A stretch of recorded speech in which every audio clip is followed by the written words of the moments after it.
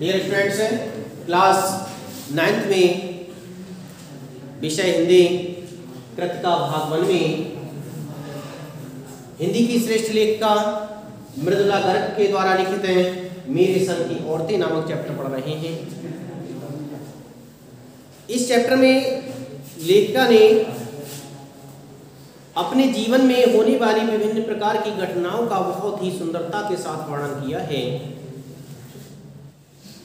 मृदुला गर्ग ने बताया है कि एक बार चोर चोरी करने के मकसद से घर में प्रवेश करता है, लेकिन उसका मकसद नाकाम हो जाता है, क्योंकि वह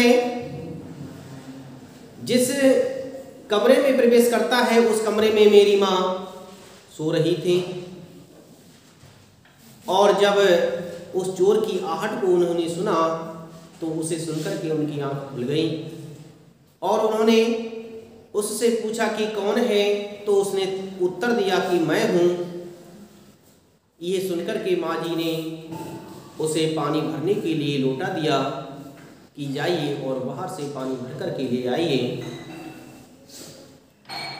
उस चोर ने कहा कि मैं तो चोर हूँ, आप मेरे हाथ से क्या जल पी सकेंगी। इस पर माँ जी ने उत्तर दिया कि पानी पिलाना एक पुण्य का कार्य होता है। साफ स्वच्छ मन से यदि पानी पिलाया जाए तो वह बहुत ही पुण्य माना जाता है। अपने हाथों को धुल लेना, लोटे पे कपड़ा अच्छी तरह से बांध लेना। यह सुनकर के चोर पानी भरने के लिए बाहर जाता है और वहां पर पहरेदारों के द्वारा पकड़ लिया जाता है। पहरेदार उसे देखते हैं।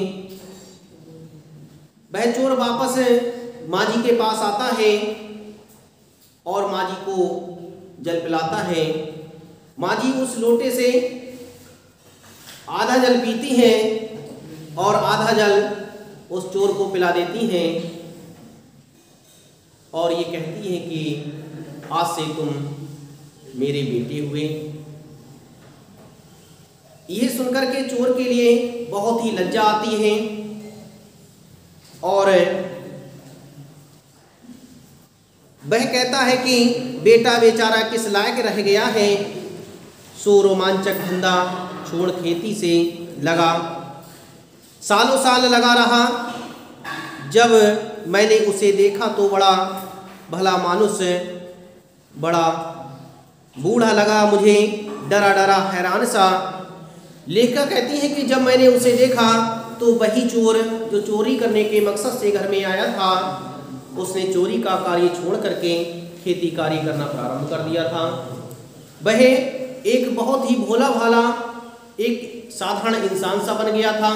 वह बूढ़ा हो गया था, परंतु फिर भी डरा डरा हैरान सा दिखाई देता था।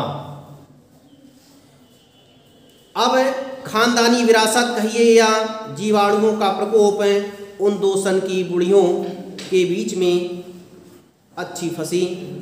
एक तरफ माँ जी के चलते अपनी लड़की होने पर कोई हीन भावना मन में नहीं उपजी, दूसरी तरफ नानी के चलते देश की आज़ादी को लेकर नाहक रोमानी हो रही। लेखिका कहती हैं कि मैं उन दो बुढ़ियों के बीच में ऐसी फंस गई थी कि किसी के विरोध को भी नहीं कर सकती थी। दोनों की विचारधाराएं अलग अलग थीं। दोनों अपनी अलग अलग विचारधाराओं के महिला थीं। माँ जी का स्वभाव कठोर स्वभाव था, नानी का जो स्वभाव था सरल स्वभाव था। माँ जी अलग स्वभाव की थी, नानी देशभक्ति स्वभाव की थी। तो इस तरह से लेखिका कहती हैं कि मैं दोनों उन बूढ़ी औरतों के बीच में इस तरह से फंसी कि दोनों की बातों को समझ नहीं पा रही थी कि अब किसके लिए क्या किया जाए।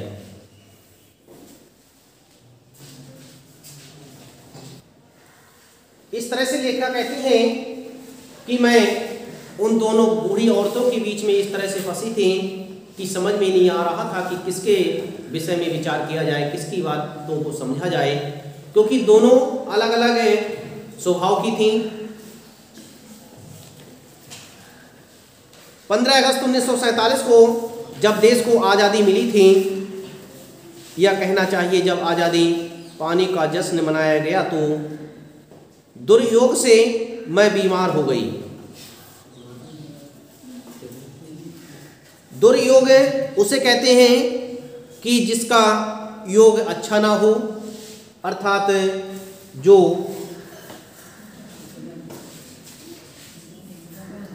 दुर्योग शब्द में दुर उपसर्ग है और योग मूल शब्द है। योग मूल शब्द में जब दुर उपसर्ग जोड़ा जाता है तो एक नए शब्द का निर्माण होता है जिसका दुर्योग, जिसका अर्थ होता है कि ऐसा योग जो अच्छा ना हो। तो लेखिका कह रही हैं कि जब 15 अगस्त 1947 ईस्वी को हमारा देश आज़ाद हुआ था, समस्त देश आज़ादी के जश्न में डूबा हुआ था, परंतु मेरा दुर्भाग्य था कि मैं उसी समय बीमार थी।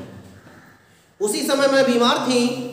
उन दिनों टाइफाइड, खांसा जानलेवा रोग माना जाता था।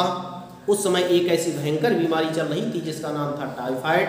टाइफाइड एक ऐसी बीमारी थी जो जानलेवा बीमारी थी, बहुत भयंकर बीमारी थी उस समय। इसीलिए मेरे तमाम रोने धोने के बावजूद डॉक्टर ने मुझे इंडिया गेट जाकर जश्न में शिरकत करने की इजाज़त नहीं दी। लेखा कहती हैं कि मैंने बहुत कुछ डॉक्टर से कहा कि मुझे इंडिया गेट पर जाकर के जश्न में शामिल होना है, लेकिन ऐसी बीमारी से मैं जूझ रही थी कि डॉक्टर ने मुझे वहाँ पर जाने की इजाज़त नहीं दी। डॉक्टर ने मना कर दिया कि आप ऐसी बीमारी से हैं, वहाँ जाने के लायक नहीं हैं, आप नहीं जा सकते। इस तरह से डॉक्टर ने मुझे जश्न में शामिल होने के लिए मना कर दिया था। इस तरह से लेखिका कहती हैं कि मैं बहुत इच्छुक थी कि मैं इस जश्न में सम्मिलित हूँ, क्योंकि समस्त देश के लिए बरसों गुलामी झेलने के बाद आज़ादी नसीब हुई है, और ऐसे में हर देशभक्त का कर्तव्य होता है, हर देशवासी का कर्तव्य होता है कि उस जश्न में सम्मिलित हो। मैं भी सम्मिलित होना चाहती थी, लेकिन डॉक्टरों के मना करने के कारण मैं उस जश्न में सम्मिलित नहीं हो पाई।